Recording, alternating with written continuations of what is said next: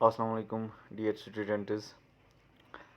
आज हमें textual questions करने हैं chapter 4 agriculture class 8 geography.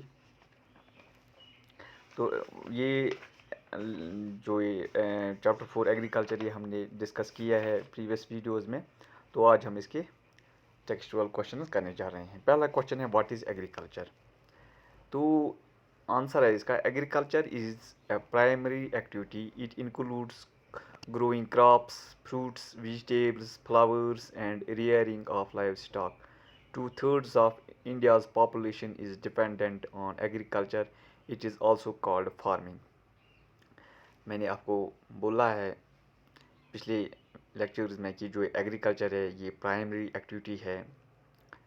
Primary activity क्या होती है वो हमने डिस्कस किया है कि प्राइमरी एक्टिविटी कनेक्ट होती है एक्सट्रैक्शन और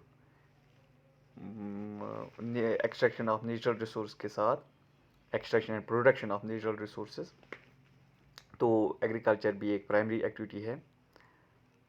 इसमें आता है ग्रोइंग क्रॉप्स, फ्रूट्स, वेजिटेबल्स या रियरिंग ऑफ लाइव स्टॉक, जानवरों का पालना, वो सब एग्रीकल्चर में आता है। 2/3 ऑफ पॉपुलेशन जो है इंडिया की वो डिपेंडेंट है ऑन एग्रीकल्चर। दूसरा क्वेश्चन है name the factors influencing agriculture. कौन कौन सा फैक्टर इन्फ्लुएंस करता है एग्रीकल्चर पे। द मेन फैक्टर्स, आंसर है इसका, the main factors influencing the agriculture और इन्फ्लुएंसेस द एग्रीकल्चर और क्लाइमेट, आबहवा इस पे इन्फ्लुएंस कर रहा है, और क्वालिटी ऑफ सॉइल, सॉइल की क्वालिटी क्या है, एंड फेवरेबल टॉपोग्राफी। तो ये एग्रीकल्चर एक्टिविटी के लिए वाइटल है।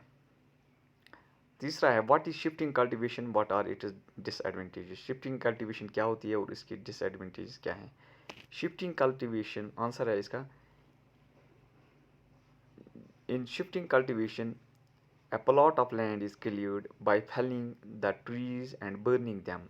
The ashes are then mixed with the soil and crops like maize, yam, potatoes, and cassava are grown. After the soil loses its fertility, the land is abandoned and the cultivator moves to a new plot. Shifting cultivation is also known as a slash and burn agriculture. Deforestation, losing fertility of land, and soil erosion are the disadvantages of shifting cultivation. Shifting cultivation क्या होती है। Shifting cultivation में ये वो cultivation होती है जिसमें land को क्लियर किया जाता है, जो ये दरख्त है उनको काट के लैंड को क्लियर किया जाता है और फिर उनको बर्न किया जाता है, जो ऐश है उसको मिक्स किया जाता है सॉइल के साथ। फिर क्रॉप्स जैसे मेज़ है, पोटैटोज़ है, ये ग्रो किए जाते हैं। तो जब सॉइल की फर्टिलिटी लूज़ होती है तो फिर इस लैंड को वहाँ पे ही छोड़ा जाता है। तो जो कल्टिवेटर है ये दूसरी जगह जाते हैं, तो इसलिए इसको ये शिफ्टिंग कल्टिवेशन इसको बोलते हैं। शिफ्टिंग कल्टिवेशन का दूसरा नाम स्लैश एंड बर्न एग्रीकल्चर भी है। तो इससे क्या डिसएडवांटेज है, इससे है डिफॉरेस्टेशन क्योंकि इसमें जो ट्रीज़ है इनको काटा जाता है, जो losing fertility of soil land and soil erosion भी हो जाता है इससे, क्योंकि जब ट्रीज़ को काटा जाता है तो सॉइल इरोजन हो जाता है। ये इसके डिसएडवांटेज हैं। चौथा क्वेश्चन है what is plantation agriculture. Plantation agriculture क्या है। Plantation are type of commercial farming where a single crop of tea, coffee, sugarcane, cashew, rubber, banana or cotton are grown, investing a large amount of labor and capital. Major plantations are food found in the tropical regions of the world, rubber in Malaysia, coffee in Brazil, tea in India and Sri Lanka are some examples.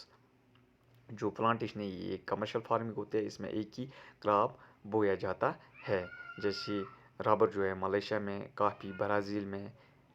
तो ये कुछ examples है। और T जो है ये India में grow की जाती है। उसके बाद क्वेश्चन फिफ्थ पार्ट है क्वेश्चन नंबर 1 का कि name the fibre crops and name the climatic condition required for the their growth. इसमें ये हमें बोलना है कि फाइबर क्रॉप्स, इनका नेम बोलना है कि हमें name the fibre crops and the name the climate condition, और क्या क्लाइमेटिक कंडीशन ज़रूरत है उनको ग्रो करने के लिए। फाइबर क्रॉप्स में आता है जूट एंड कॉटन, ये फाइबर क्रॉप्स हैं। क्लाइमेटिक कंडीशंस इनकी ग्रोथ के लिए क्या ज़रूरत है। जूट के लिए ज़रूरत है high temperature greater than 25 degree Celsius और heavy rainfall, warm and humid, ये क्लाइमेटिक कंडीशन ज़रूरत है जूट के लिए। कॉटन के लिए high temperature 30 degree to 40 degree, bright sunshine, low rainfall and clear sky. उसके बाद question number 2, tick the correct answer. Horticulture means, horticulture का मतलब क्या है, इनमें से देखना है हमें। Growing of fruits and vegetables है, प्रिमिटिव फार्मिंग है, ग्रोइंग ऑफ वीट है। तो इसका आंसर है जो horticulture means growing of fruits and vegetables.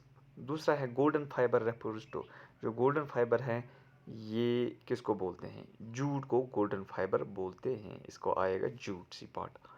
तीसरा लीडिंग प्रोड्यूसर ऑफ कॉफ़ी, जो कॉफ़ी कहाँ में ज़्यादा ग्रो की जाती है, इसका आंसर है Brazil.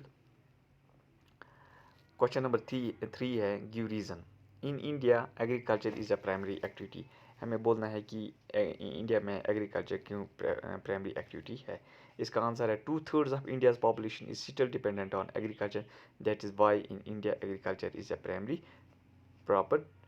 Activity. A huge population becomes displaced. दूसरा है different crops are grown in different regions, मुख्तलिफ़ किस्म की फसल जो है मुख्तलिफ़ इलाकों में ग्रो किए जाते हैं, क्यों। इसका आंसर है different crops are grown in different regions because the favourable topography of soil and climate conditions vary greatly in different regions. Also, the type of crops depend upon the geographical conditions, demand of consumers and level of technology. जो different crops है different areas में different regions में grow किया जाता है क्योंकि topography की वजह से, क्लाइमेट की वजह से। क्लाइमेट एक जगह से दूसरी जगह वेरी करता है, तो इसलिए एक रीजन में एक क्रॉप बोया जाता है, दूसरे रीजन में दूसरे। ये क्लाइमेट को देख के और टॉपोग्राफी और सॉइल को देख के।